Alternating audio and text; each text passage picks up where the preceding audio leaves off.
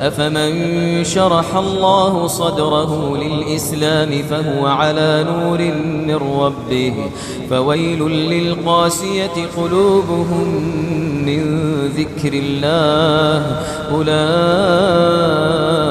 في ضلال مبين. الله نزل أحسن الحديث كتابا متشابها مثاني تقشعر منه جلود الذين يخشون